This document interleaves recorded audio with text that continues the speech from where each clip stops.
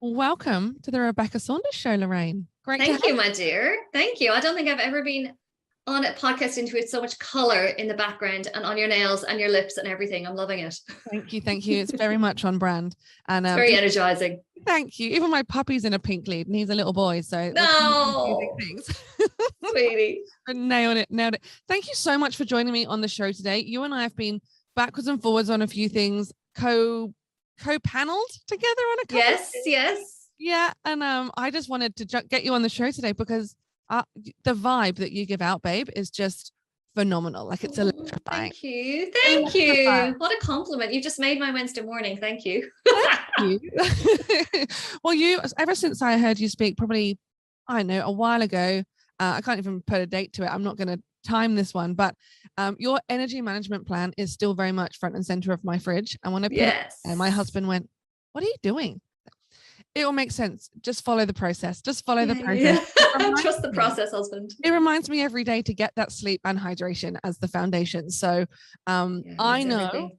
How much work you're putting into your community and your world and living and breathing what you teach, which I think is pretty incredible. And I outlined it in the intro of this video. I'm used to presenting of the podcast about the fact that you and I started our businesses around the same time, both in 2012. I didn't know that. I've taken my production company global. You've written 4 books, sold your first company, had 2 kids, and are now on the second business, which we've taken completely different paths. We have. But I reckon we've had some pretty rock star advisors around us during that process. Would I be wrong? 100% agree. Yeah, for sure. And I don't think you could do what either of us have done without that. I don't think it's possible. Well, we both started with no business experience again. So I've shared my journey very publicly on this podcast. Where did you start from? Like, what made you wake up one day and go, bugger it, I'm just going to give it a crack? Yeah, such a good question. I never actually had any intention of starting my own business. It wasn't really a thing. I had a goal that I wanted to be an account director by the age of 26 in public relations, which was my background. And I did that. And I remember at that point going, okay, now what do I do? And around that time, I met my now husband, and he introduced me to the whole world of personal development, particularly of neuro-linguistic programming, which was a space I had never come across. And he encouraged me to go along to a weekend seminar. So it was like an NLP seminar. It was led by a guy called Chris Howard at the time. And going through that kind of 2.5-day process, I came out of that with the goal that, I would actually really love to have my own business. And it's the first time that I'd ever actually pressed stop and thought about, okay, what are my values? What are my motivations? What do I want to create here? And kind of as the natural outcome of that whole thought process over that weekend was to start my own business one day. But the problem was I didn't have an idea for the business. So I played with a few different things. I explored some different thoughts, had an idea to write a book to help people do their own PR, that kind of thing.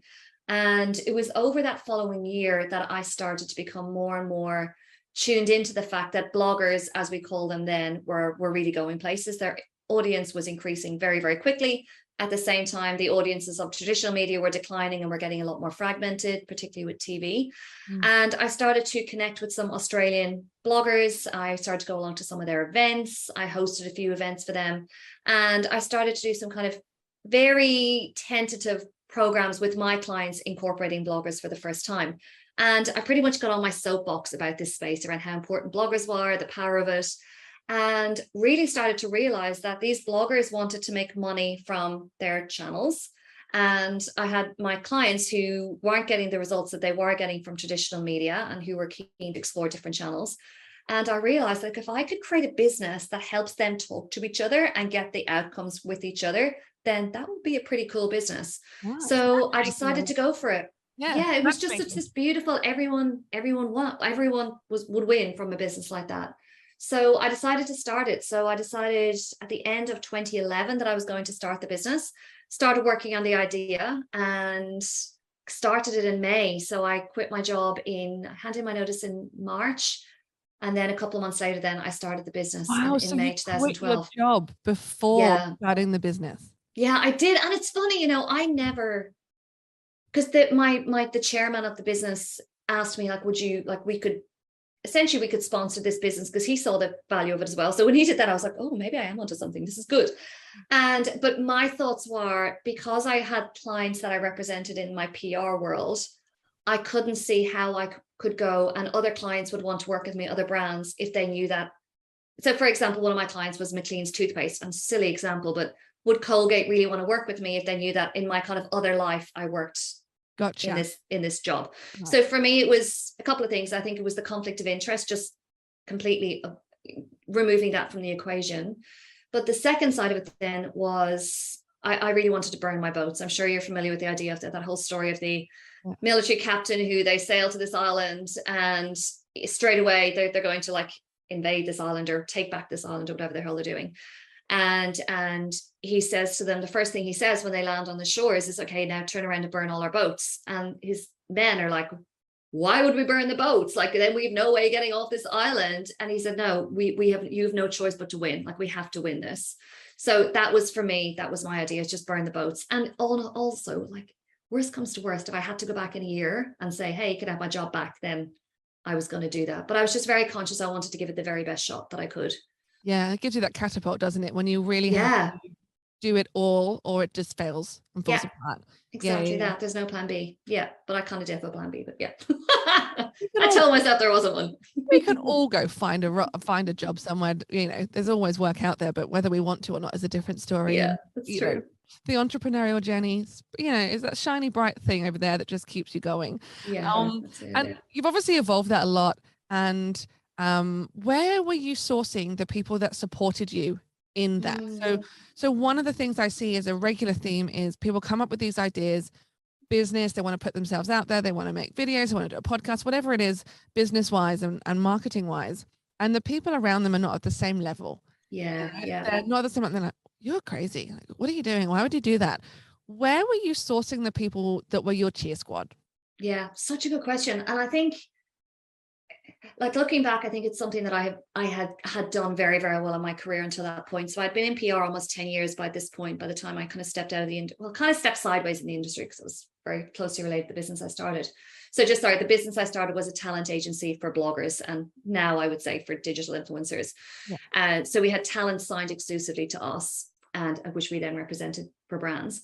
So looking back, I can see that in the kind of 10 years of my PR career, almost 10 years, I had done a very good job at staying in touch with old bosses. So I worked in the in Ireland for 2 years. Then I moved to London for 3 years before I moved to Australia. And for example, I'd always stayed in touch with my old team members and bosses back in London. And whenever I went back to London, I would catch up with them for lunch and all that kind of thing. So when it came time then that I started my first business, I pretty much went it alone for like 18 months because I had no idea what I didn't know. I was so cocksure. I've got this. I don't need any help. I invented this whole new space, this industry, like, so cocky. And so I didn't really lean on anyone definitely for the first 6 months.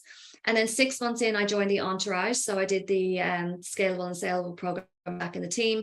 So that was really cool because I was actually, I feel like I went in there the first day and realized everything I didn't know. And I was like, okay, this business thing isn't as easy as I thought it might have been. So that was really cool. So that was kind of like a formalized education type thing. And then around 18 months into the business, I hit a bit of a low with the business. I was really burnt out. I had run for 18 months on just the pure excitement of having my own gig and, oh my God, it's happening. We're starting to make lots of money and this is amazing. And then I just kind of crashed out. I did a massive speaking tour. I was exhausted. And I realized, okay, this business journey isn't going to be sustainable unless I have a team around me to support me. So I did 3 things. First of all, I put in place a non-exec advisory board. And in order to fill that board, I went to 3 of my, one was my old boss, the chairman for my first the agency I was with. And the second was the owner of another business that I had, we shared co-working space with for a couple of years, and I really trusted him. He'd given me a lot of advice over the years. And then the third person was actually Marina Go, who you may know of. She was, at the time, she was the CEO of, oh my God, Private Media, which was she created Women's Agenda, for example, is one of the titles that she created. So I went to 3 of them and they happily said yes. So I had my board. So I'd prepare a board report for them and then I would meet them once a month. They would come to our office.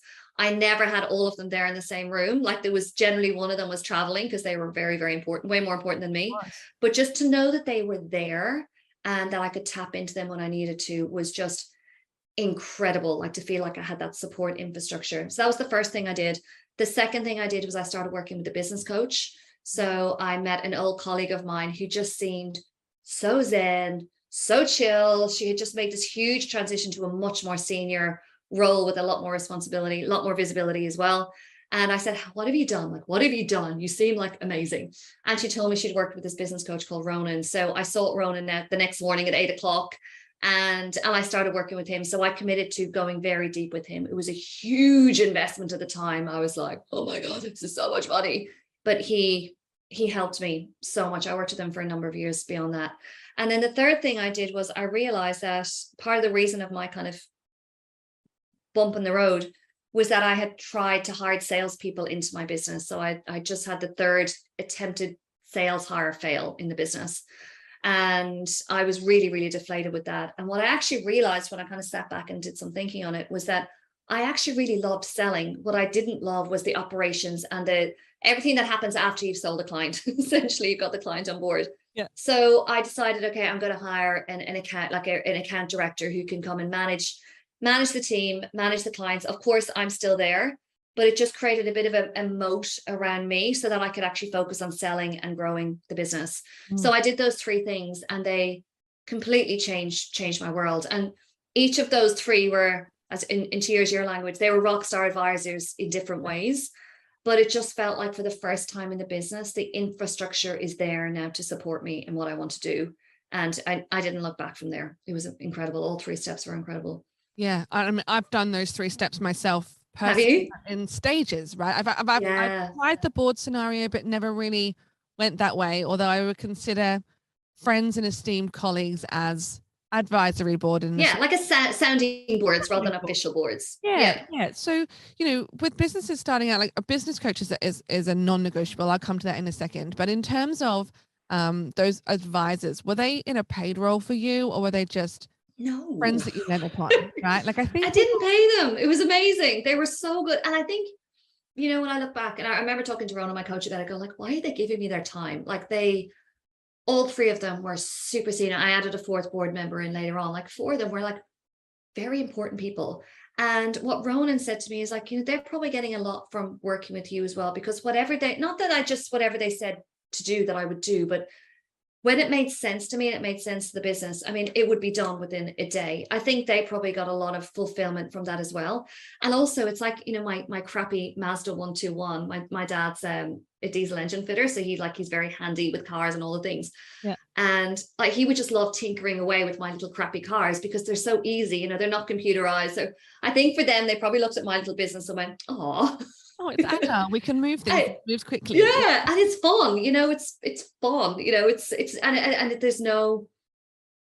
there was going to be no negative impact on them if whatever they suggested didn't go well. So they were just, I think they saw it as a bit of a hobby, pretty much. They were with me for 3 years. I was really, really, really fortunate in that. Amazing. Yeah. So I feel that the takeaway there is you need to keep those relationships going, because you never know when that help, that advice, those connections are going to become valuable beyond monetary spend, or monetary what's the opposite to spend, I want to say, coming back to, but it's altruistic, it's an altruistic thing. But I think the other thing as well is that you want to stay in touch with people so that it's not that they only hear from you when you want something. It's like, I like to think about relationships as a bank account. You want to be putting the deposits in consistently so that if you do want to take what am I saying? No, I'm forgetting my words. If you do want to take money out, the opposite of a deposit, withdrawal. Thank you, right? Withdrawal. And that it doesn't feel like you're constantly one of those people who's constantly withdrawing, that there's this deposits going into. There is both ways. So so we've established there that, for both of us in those business journeys, our rockstar advisors are people that we have collected in open arms and nurtured for a number of years. Business coaches are slightly different, right? They are an investment. You said Ronan was a significant investment for you. How significant are we talking? Are we talking, oh my gosh, I've committed to 12 months and I have no idea how I'm going to pay next month? Or was it I've never spent this much before, I'm paying him more than I'm paying me? Or how was I was paying him more than I was paying me, for sure. So how it worked, and I really liked his model. It's not actually probably not dissimilar to how I work now with my Power Quarter mentees, is that he said like the first month he called it boot camp. So we had weekly sessions for those 4 weeks. And actually, I think I even saw him twice weekly for the first 2 weeks. I saw him a lot, basically. We spent a lot of time together. Yep. And that's when he really hit me hard with NLP, with kind of mild hypnosis. Like we did a lot in that month. And I see what he was doing. It was really to get momentum and also just to clear the crap, almost like with a house. You just want to clear all the clutter out so you can actually get involved in what needs to be done with this house here. So I think it was in the realms of $5,000 for that first month, which to me was like, oh my God, that was definitely more than I was paying myself. It was a lot of money. And then after that, then we went on to like more of like a maintenance program where I saw him every week, and then gradually we dropped down to 2 weekly, and then it was monthly from there. So that was a lot. I mean, I had that money in a business savings account, but I wouldn't have been able to sustain that for 2 or 3 months. So it felt like a big investment. Yeah, for sure. And you've obviously grown and brought new mentors on and business coaches on as you've grown your business, sold a business, started a new one. Yeah. Where are you finding them? Are they words of mouth referrals? Are you actively following, ready for your next business coach for the next iteration? Where are you finding your next coach? I mean, Insta, I would say, like our world and who I follow, because that's the thing, some people do, but I'm not someone who's just going to overnight go, hey, I'm going to send you 10 grand to work with you for the next 3 months.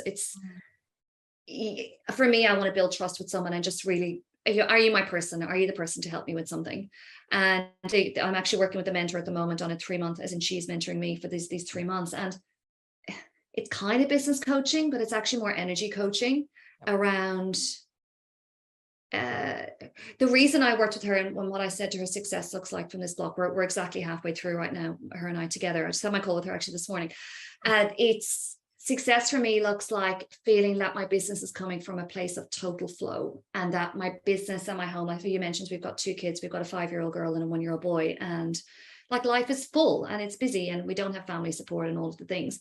And so what I said to her is I want to feel like I'm coming from my feminine energy a lot more in my business and in my life. So I think the work her and I have been doing, it's mindset, it's soul coaching, and there's business in there. It's probably 20% business, because as you know, you get you in the place that you want to be and everything just flows from there. Everything. On. Yes, it is. The flow is, I've got above my desk right here and at home is, doing my business with ease and grace. I love ease and grace. I love those words. You know what I also love? I love guts and grace. That sense of like you need the strength and the bravery, but also the grace to flow when things don't go. Yes. I love ease and grace. They're beautiful words. Very much. I think with this mentor, I followed her on Instagram for holy crap, like 6 years, I would say. I followed her 5-6 years. And then last year I invested in a couple of her like short courses. And I was really like, okay, yeah, you're my person. So at the start of this year, she was on my goals, like to work with her, and I got to work with her, and it's great. So I think it's following, and I think we're so lucky now with Instagram that we can follow people and really get a feel for their work. And most people now do have some kind of a short course. It's something that you can do a taster of with them, whether it's a webinar or a short course or a weekend event or something, whatever it might be. So yeah, that's for me. I kind of feel my way in. And with my mentees, so my business mentees, I talk a lot about like the pyramid in our businesses, where that very, very top tier is when our clients work with us one-on-one. But then the bottom tier, then it's everything you're putting out free of charge. So for example, your podcast or my free masterclasses that I do, or my emails that I send every week. And then gradually then people move up the pyramid. So it's like an ascension model essentially. So we want to create businesses whereby people can come in and they can move through that ascension model. And it's pretty cool seeing people do that in my business.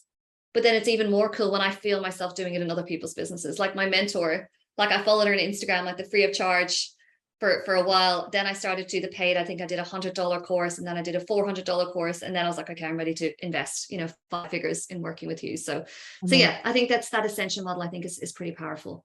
Very much so. When you get it right, it's everything. Oh, it feels so good. Right. Yeah. And was this mentor for you now?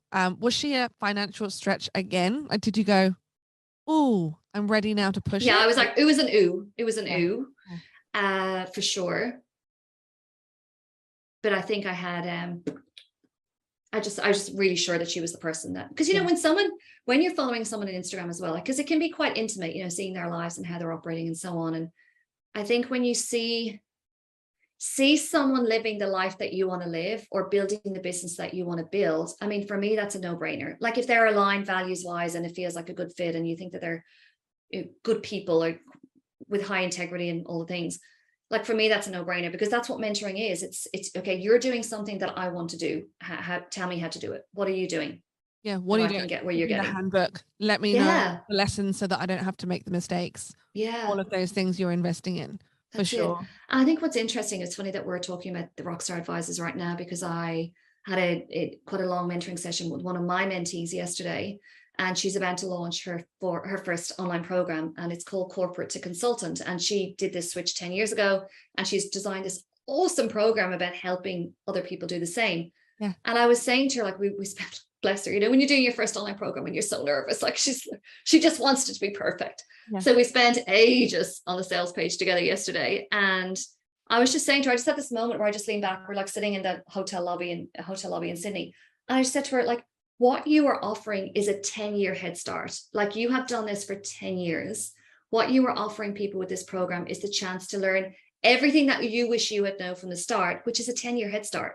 Yeah. And that's exactly, you know, we're talking about Rockstar Advisors. That's what they will do for you. They'll give you the head starts. Very much so. And I think that 10-year piece, it's so invaluable, whether it's 2 years, 5 years, whatever. When you've got that advantage, it's something to definitely leverage to move forward. That happened to us during COVID. You know, my business, as you know, skyrocketed during COVID, ready to close the doors and be done with it. I'm going, I want to do something else now. Let's do something else. And COVID hit and everyone wanted to do video and live streaming, and we were a decade ahead. And that's what we had to do. Cool. What a story. Isn't it fascinating how with COVID, I feel like it was such a binary outcome for businesses. Completely. They either went huge, or, as happened in my own husband's case, it was the opposite experience. It's so interesting. And, you know, no fault of the people running it. It's just the circumstances. Completely. Yeah. For us, it was amazing. About the way I'd built my personal brand around that, and the way that we knew me as me. It was the fact that we had a space that we could still operate in. And we went from 0 to 7 figures in 12 months, you know, in a pandemic. Well done. But you know, it's the pandemic, right? And all that, but it's also, you were able to build a container that could hold that. You know, not everyone, and I would actually argue very few people, could hold a container for that level of growth in 12 months. Like, that's fucking big. And, you know, people worry so much about the money not coming in, but it's equally scary when there's so much money coming in and there's so much demand and you're stretched so thin. I'd imagine you're trying to resource up at the same time. And like, credit to you, my dear. That's massive. Well done. Thank you. But it is one of those pieces where you go, I've been getting ready for this challenge for like the last decade. Yeah, ready for it. Rehearsing. Yeah. What I've been doing for the last decade. Yes. So it is about that next level piece. Now, I obviously alluded at the beginning of this conversation, Lorraine, that I've been following you for a very long time. Thank you. Following along the way, you've recently launched your second business under, I'm going to say Bold Darling. Is that what you'd be calling it? Yeah. So what I've done, I launched Bold Darling in March. Yeah, I launched it March and we started April, as a bit of a, like, this was birthed in my brain like 2.5 years ago, sitting in a cafe in Bali. And it's funny, like, I actually held off on it because of COVID. And then I was like, okay, let's go. Yeah. And so I started it essentially like as a brand within my brand. And just as you and I are talking now, my big job is to, like, it's all the boring business stuff, you know, register it as a separate business and do all the trademark and all the things. So my intention is that Bold Darling is built out as a separate self-sustaining business. So that's all the fun work I'm doing right now. Accountants and lawyers up the wazoo. Fun times, exactly, when you're trying to make. But it'll be worth it. You know, you want to do it now rather than 3 years' time when the business is in a very different place. All about time to do it, right? All about those foundations, and the fact that we can now very easily do business globally.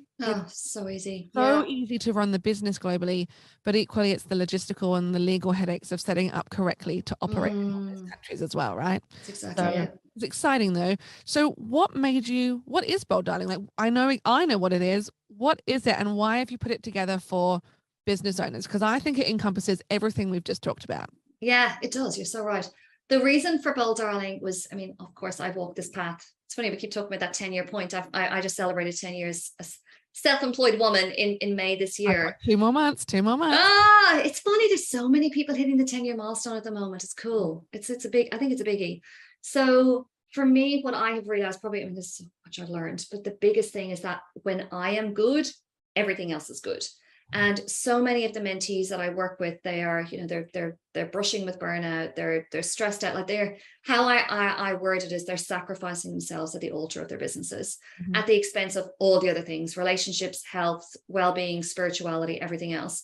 So what I created as part of it, and this is just the first outing, the first kind of offer underneath Bold Darling, was a mentoring program, which essentially, of course, focuses on business and business growth, but it also focuses on the other areas of our lives as well. So in Bold Darling, it's a membership model. As I said, the first kind of outing as part of Bold Darling is this membership. And we focus on, so last month we focused on sales and scaling. And this month we're focusing on spirituality. Next month we're focusing on building our personal brands and profiles of our businesses. So it's like an annual curriculum where we actually step through each of the areas that I have learned are the most potent in building businesses, and also staying sane and feeling like a fully functioning, even, you know, dare I say it, happy individual in the process. So that's the first outing, and I've got very big vision. So the other thing that I'm working on over the next few months is short programs. So very, very tactical programs that, whether people are already in the membership and they want to kind of boost their learning or the development, or they've got a particular challenge, or if it's someone who's going back to the idea of the pyramid model and that ascension model, that they're not quite ready to join the membership yet, but they want to have a bit of a taste of what Bold Darling is. So yeah, there's a lot to do, Rebecca.